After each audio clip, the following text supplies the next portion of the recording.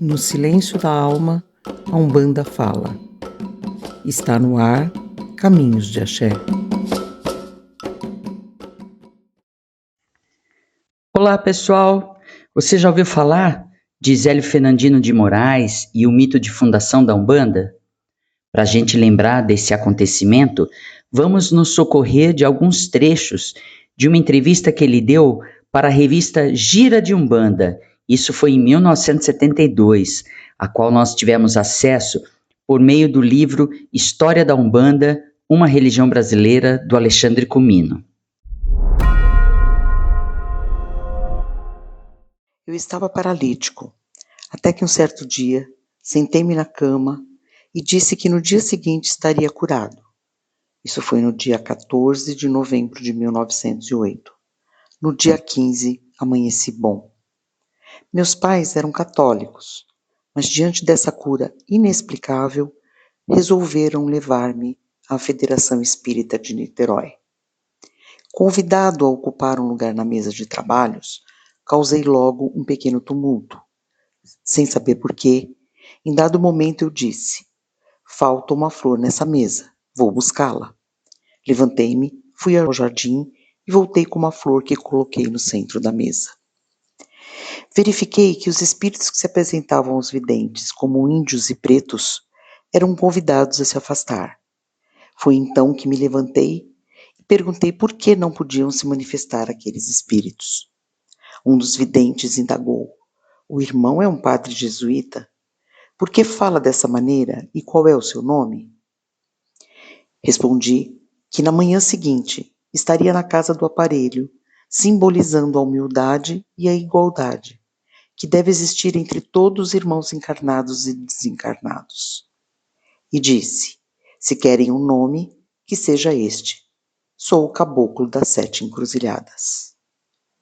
No dia seguinte, na casa onde Zélio morava, o caboclo das 7 encruzilhadas manifestou-se, dando origem à primeira sessão de Umbanda.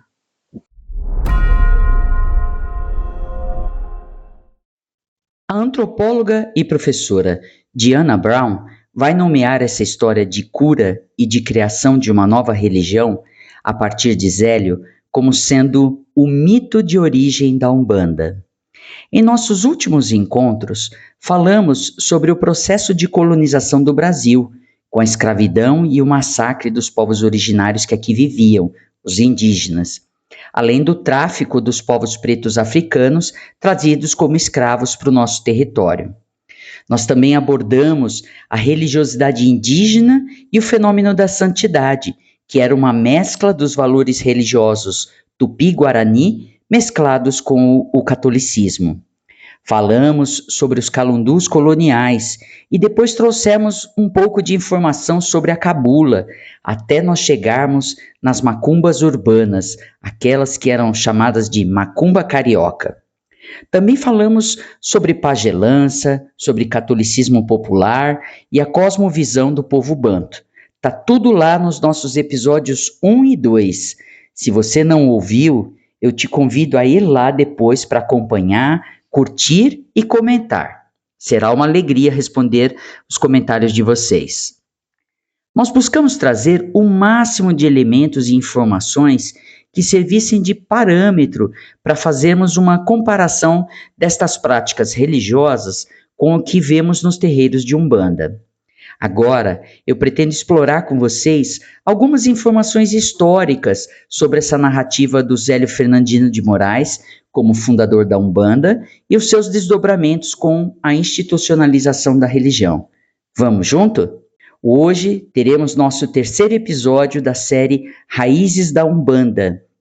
Eu sou Eliane Otramari, sou sacerdotisa de Umbanda, professora universitária e pesquisadora. Convido vocês a virem comigo nesta jornada de aprendizado e emoções, sempre com muito respeito e verdade.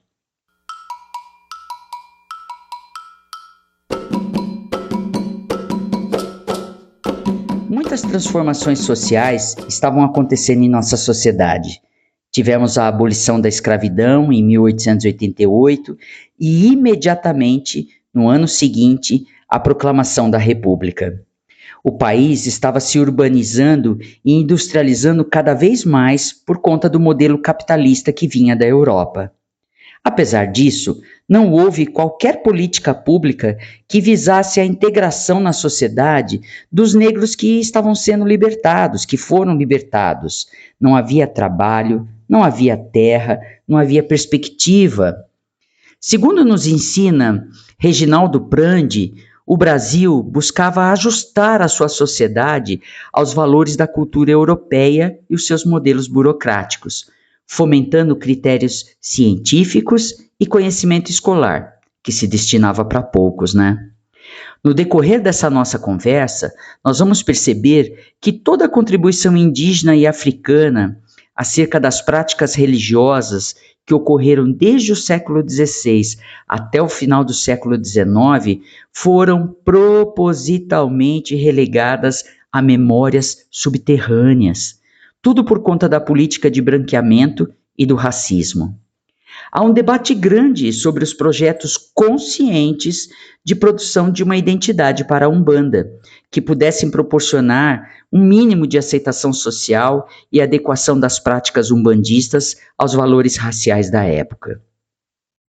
Segundo o que os historiadores nos contam, as referências a Zélio como fundador da Umbanda em 1908 vão ocorrer de forma bem tardia, após os anos de 1960, 1970.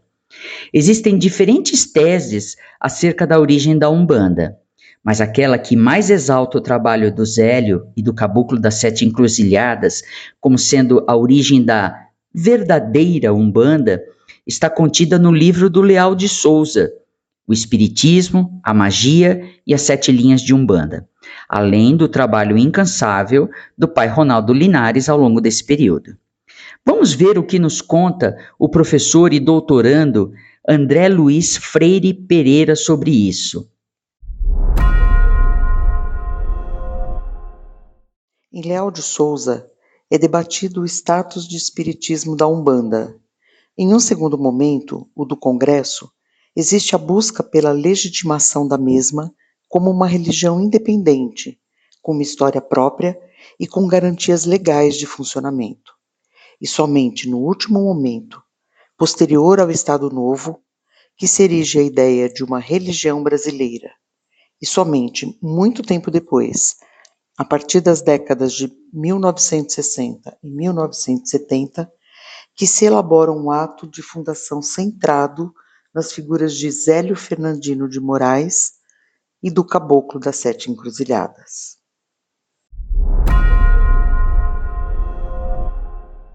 Para a gente conseguir entender a narrativa do Zélio e a construção da Umbanda no século XX, será preciso abordarmos a ideologia do branqueamento, que é implementada pelo governo e adotada pelas elites dominantes.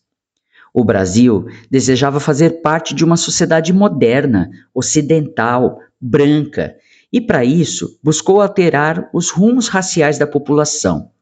Criou políticas públicas que fomentavam a imigração de europeus para ocupar postos de trabalho, além de incentivar práticas sociais que, de alguma maneira, associavam o negro e a sua cultura ao atraso e ao primitivismo. Um país formado por uma sociedade mestiça era considerado péssimo para a imagem do Brasil, uma vez que, para as teorias racistas vigentes, a superioridade branca era o desejável, enquanto os negros eram vistos como seres inferiores e de forma permanente. Para os evolucionistas, só havia um jeito de melhorar o Brasil: facilitar a imigração de europeus e espalhá-los por todo o país. Segundo esse pensamento, a miscigenação entre brancos e pretos levaria a uma população mais clara, com a possibilidade de que, em 100 anos, estivesse totalmente branca. Pois é, só que isso não aconteceu. Esse ideal de branqueamento racial chega forte e consolidado até meados de 1930, portanto, mais de 20 anos após o surgimento do Zélio na Umbanda, quando então vai se somar a uma outra noção, a do branqueamento cultural, de forma a dissimular as desigualdades sociais, gerando a noção de que todos são brasileiros, não havendo vítimas ou desigualdades. Isso é tão perverso, gente, que afeta o psiquismo das pessoas, especialmente dos negros, que introduzem em suas vidas valores, religiosidades e símbolos brancos, na expectativa de obter aceitação social. Vejamos agora o que nos diz Kabengele Munanga. Apesar de ter fracassado o processo de branqueamento físico da sociedade, seu ideal inculcado através de mecanismos psicológicos ficou intacto no inconsciente coletivo brasileiro, rodando sempre nas cabeças dos negros e mestiços. Esse ideal prejudica qualquer busca de identidade baseada na negritude e na mestiçagem, já que todos sonham ingressar um dia na identidade branca, por julgarem superior.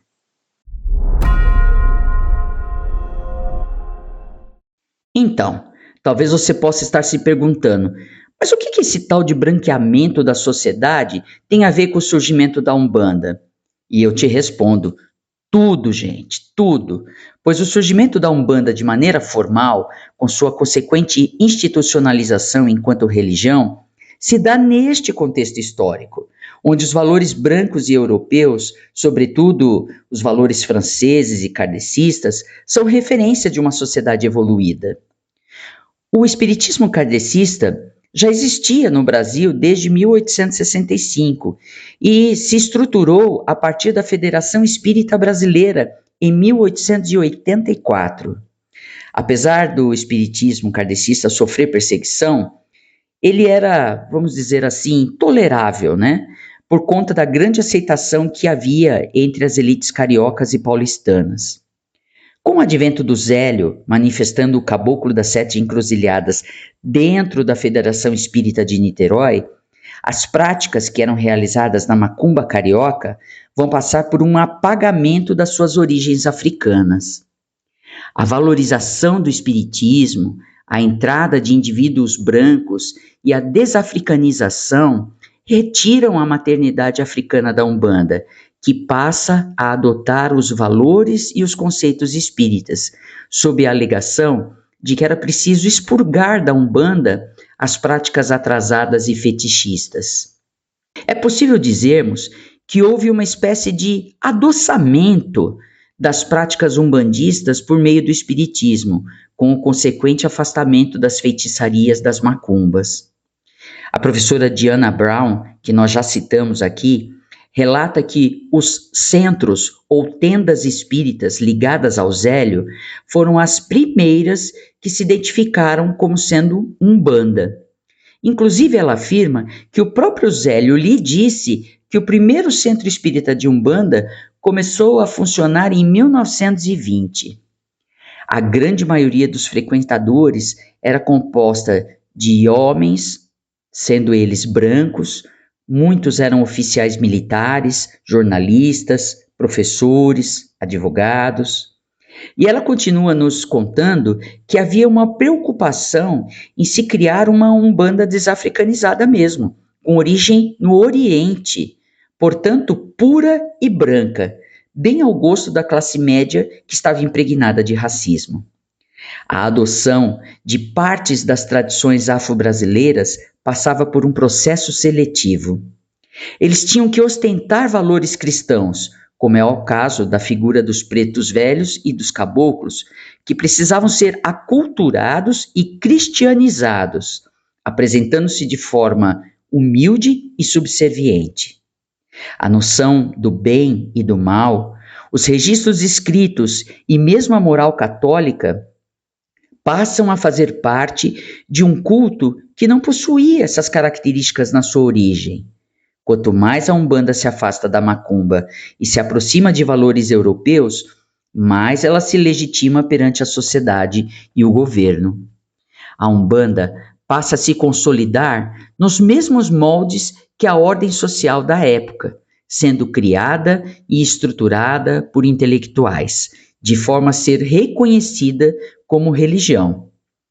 E isso quer dizer que essa nova religião que estava sendo construída pelos intelectuais da época para obter aceitação, ela precisou se afastar da magia, da macumba, do curandeirismo e de tudo que pudesse ligá-la à origem preta africana. Nós já falamos em episódio anterior do nosso podcast que as práticas afro-brasileiras eram criminalizadas, estavam no Código Penal, mas a situação ficou mais difícil ainda quando houve a criação da seção de tóxicos e mistificações nos órgãos policiais. Para se desvencilhar das perseguições e prisões realizadas pelo Estado e construir uma legitimação religiosa, era preciso se afastar dos espíritos livres que permeavam as macumbas, como por exemplo Exu. Era preciso deixar de usar atabaques e combater o que era considerado magia negra e mau espiritismo. Será a linha branca de Umbanda que dará origem à separação entre o que era visto como bom e o que era mal.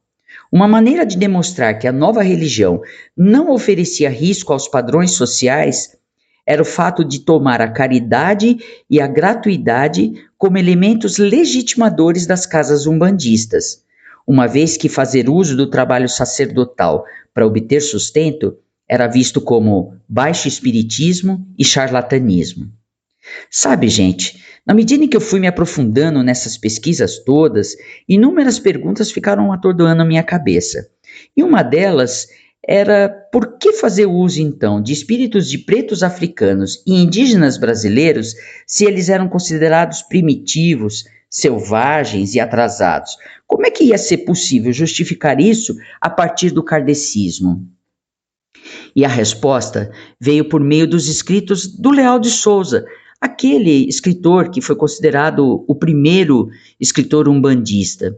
Ele alegava que entre os caboclos, inúmeros foram europeus ou asiáticos em encarnações anteriores, e que reencarnaram aqui em solo brasileiro por conta de uma missão de orientação espiritual, o mesmo acontecendo com os negros. O Alexandre Comino cita alguns ensinamentos de Kardec, do Livro dos Espíritos, na sua obra História da Umbanda, né? Corroborando o mesmo pensamento do Leal de Souza. Consta o seguinte, olha só: os protetores da linha branca de Umbanda se apresentam com o nome de caboclos e pretos, porém, frequentemente, não foram nem caboclos e nem pretos. Mais à frente, nesse mesmo livro, o Comino vai falar para a gente que nem todo preto foi um velho negro, mas todos que assim se manifestam optaram por essa forma de manifestação. E que esses espíritos fizeram essa opção lançando mão de um recurso psicológico e emocional para alcançar certos objetivos. Ele também nos traz um trecho do Livro dos Espíritos acerca de como eram os espíritos familiares, os nossos antepassados, né? Afirmando que eles são bons, porém, muitas vezes, pouco adiantados e até levianos. No dizer do espiritismo kardecista, adotado pelo então espiritismo de Umbanda, esses guias brancos europeus só se apresentavam como caboclos e pretos velhos por conta da cultura brasileira, numa espécie de arquétipo. Essa é a palavra. Usavam de um arquétipo de humildade e abnegação. Ou, como dizem outros autores umbandistas, uma roupagem fluídica que eles adotavam por opção. Para mim, isso tem nome. É racismo.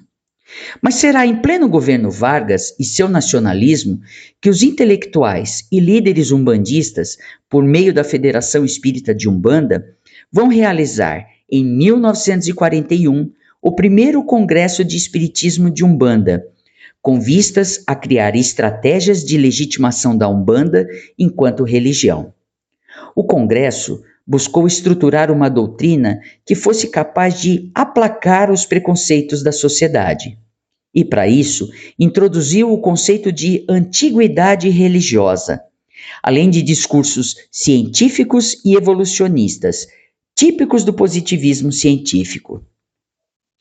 Em que pese alguns poucos tentarem reabilitar uma origem africana, o que prevaleceu no Congresso foi a visão de que a Umbanda tinha origem indo-europeia, mais precisamente na Índia.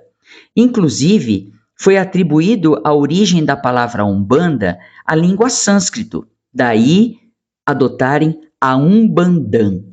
E nesse sentido, há um certo afastamento das influências kardecistas. Diamantino Coelho Fernandes, que era um representante da tenda espírita Mirim e que estava no Congresso, vai afirmar que a Umbanda é antiquíssima, que existia há mais de 100 séculos, sendo uma das maiores correntes do pensamento humano, com origem nas escrituras Vedas hindus.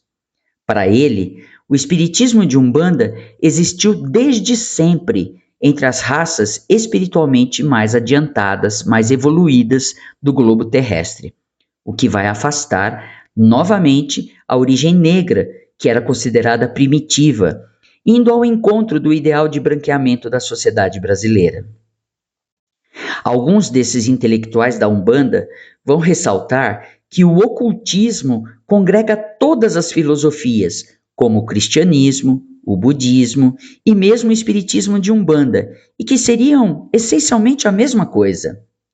Quanto mais se identificava a Umbanda com sistemas religiosos e filosóficos orientais, mais se negava a origem afro-brasileira e indígena.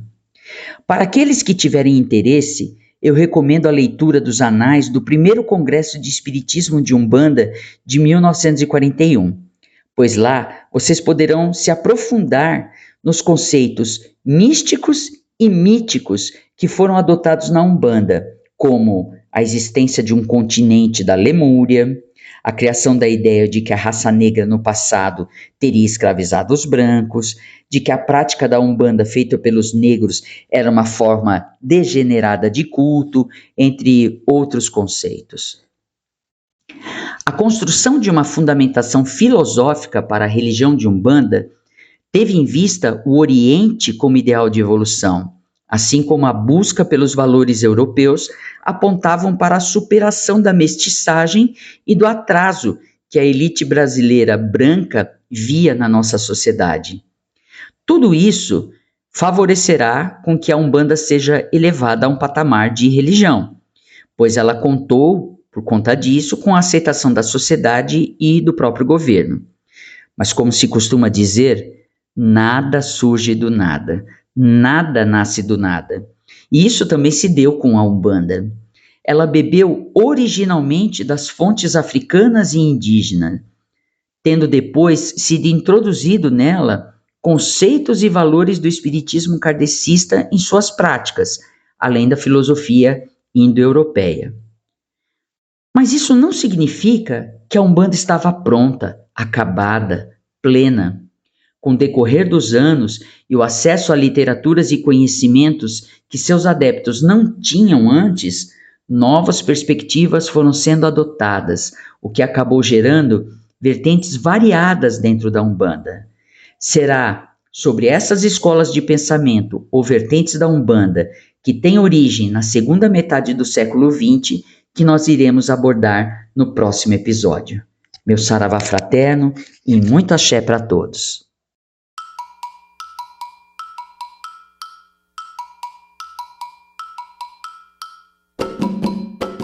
Caminhos de Axé.